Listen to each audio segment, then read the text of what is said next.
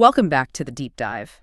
Today, we're stepping away from the big city buzz. We're diving into just one source, a memoir about a small town called Greenfield. And we're really trying to get under the skin of this place, explore what its resident, Anna, means when she calls it more than just a place to live. That's exactly it. Our mission really is to figure out what makes a town like Greenfield tick. It's got about, 12,000 people? So pretty small. What makes it home for someone like Anna, especially when, there's a major city right nearby? We're digging for those specific things, those ingredients that build that strong community feel, that rootedness. What's the real trade-off here between comfort and maybe ambition? Okay, let's jump right in with the setting, because Anna's descriptions are very sensory, aren't they? Greenfield is out in the countryside. She describes these gentle hills, forests, lots of green fields, hence the name, I guess. It just sounds like the total opposite of urban life, fresh air, clear skies. And that landscape, it's not just pretty background noise in the memoir.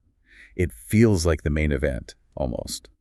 Anna makes it clear that the whole rhythm of the town is tied to nature, the seasons. Yeah, she really focuses on that, the seasonal changes, like the flowers in spring making everything vibrant. And then autumn, with the trees turning gold and red. It sounds, actively beautiful, not just nice.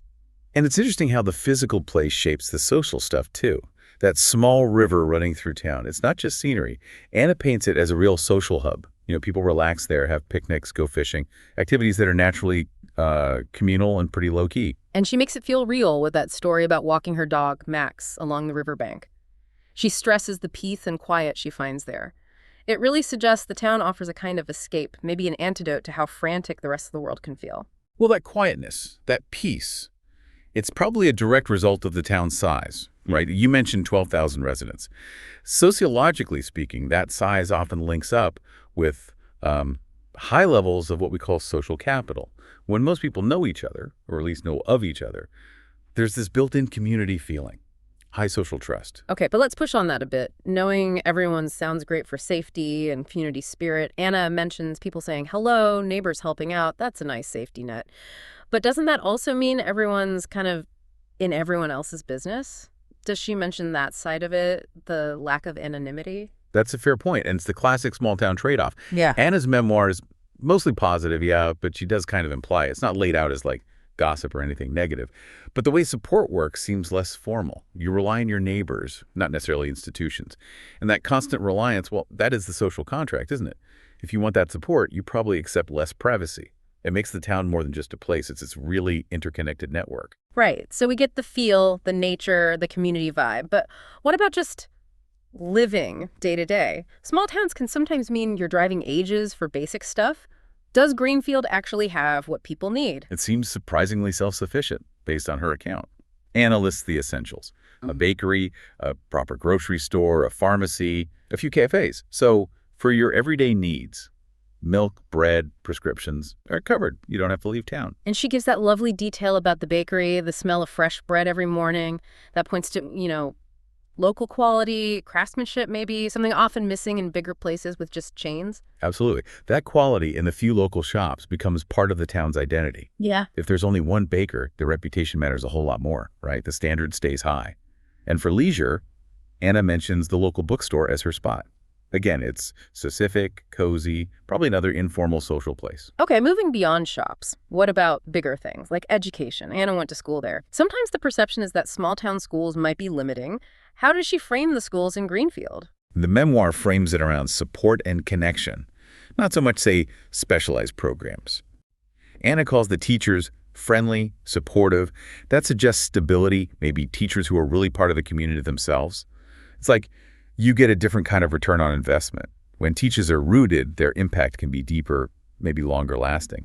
And the layout sounds integrated too. Schools near the park, kids using the green space. That sort of seamless connection between school and recreation, that's pretty rare in cities, isn't it? Plus, she still uses the town library, so these core places remain important even after you're done with school. Okay, so internally, Greenfield sounds functional, comfortable, connected. But the big question for any small town today is isolation, right? How does it avoid feeling cut off? This seems to be the crucial piece. Connectivity. They have a train station. It's small, she says, but it links directly to a major city. And the key thing, the ride is only about 45 minutes. 45 minutes. Okay, that's a game changer. That's a very manageable commute. So Greenfield isn't isolated at all. It functions as a really attractive bedroom community. And Anna confirms this. Lots of people work or shop in the city, but choose to live in Greenfield. Why? It's quieter and almost certainly cheaper. You get the city salary, potentially, but the small town quality of life. Best of both worlds, maybe? Exactly. Access the city's economy, but live somewhere calmer, more affordable. And even getting around town is easy, she mentions local buses. So you're not totally reliant on a car within Greenfield either. Right, so that practical base, Hmm. the shops, the schools, the easy city access that sets the stage for the real heart of it, the social fabric. How does a town like this keep its identity strong over time? The memoir suggests it's through these shared rituals, these community events. Let's talk about those. Recreation seems big. There's a large town park she mentions, not just grass, but paths, benches, a playground. Sounds like the weekend hub for families. And they even have a sports center, gym, pool. Anna swims there weekly. These feel like deliberate investments in local quality of life. Definitely. But the things that really seem to define the Greenfield spirit are the festivals. These aren't just fun days out. They're like mechanisms for building shared memories connecting generations.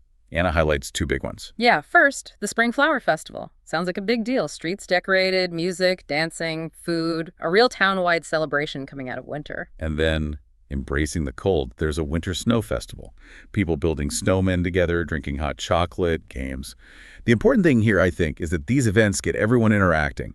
Teenagers, families, older folks, all sharing the same space, the same experience tied to their town. It's about constantly making memories linked specifically to Greenfield.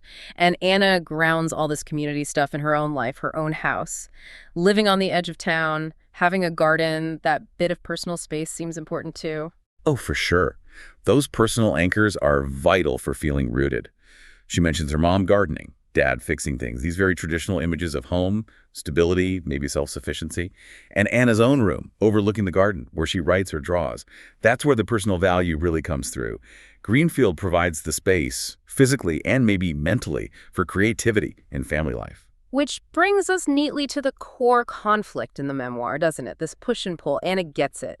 She knows the city has more obvious opportunities, jobs, entertainment, just more people for networking. It's that classic dilemma, comfort versus potential. Mm.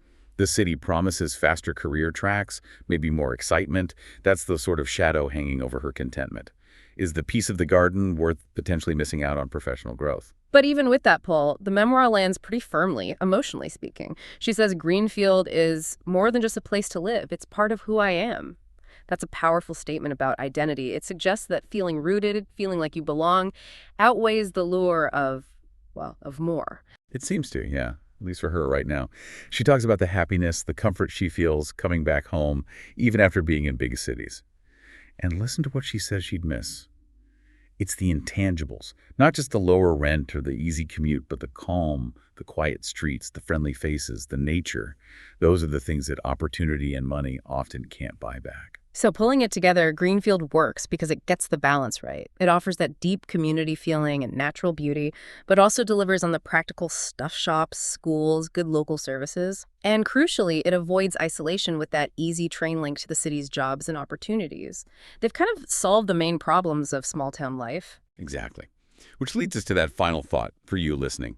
If Greenfield offers Anna happiness, safety, convenience, affordability, and easy access to city jobs just 45 minutes away, then what is that unique, irreplaceable thing the big city still offers? That phrase, more opportunities, must represent something incredibly compelling, something powerful enough to make her even think about leaving this place where she feels happiest.